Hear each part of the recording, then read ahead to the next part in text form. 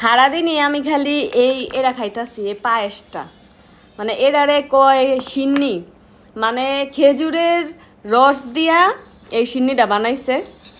এটা আমাকে হাতিয়া থেকে পাঠানো হয়েছে। আপনাদের কি কয় এটারে? ফেনীর সাইডে যে হাতিয়া কে কে চিনেন? হাতিয়া থেকে পাঠানো হয়েছে। একবারই অলরেডি খাইয়া লাগি, এখন আটটু লয়ে আটটু খামু।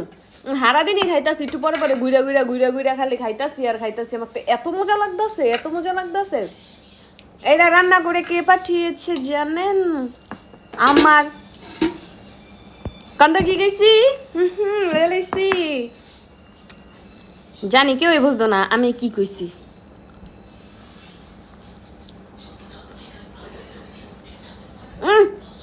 মজা মজা এতই বার হয়েছে, মানে আমি কি একলা এতটি খাইতে পারমু? খাইতে পারি, কিন্তু এই লেগে এতটি আর খাই না।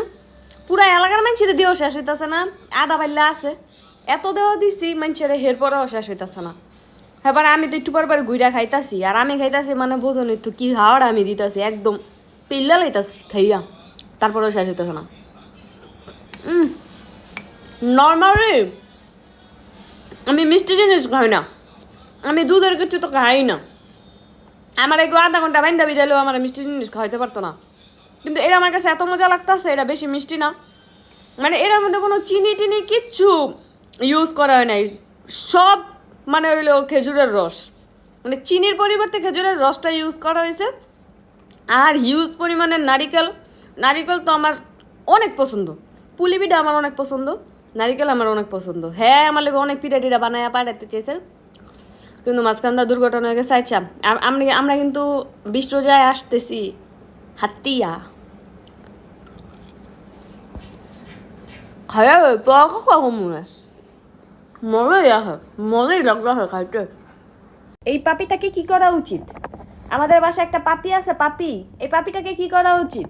দুপুরবেলা আমি নামাজ পড়ে তারপরে একটু শুইছি, ও তখনতে আমার লগে শুয়ে রয়েছে, মানে ও তখনতে ঘুমাইতেছে, এসি অনের লেগা তখনতে ঘুমাইতেছে। এখন বাজে 9:30, তারাবি নামাজও মানুষের শেষ, কিন্তু ওর ঘুম ভাঙ্গে না।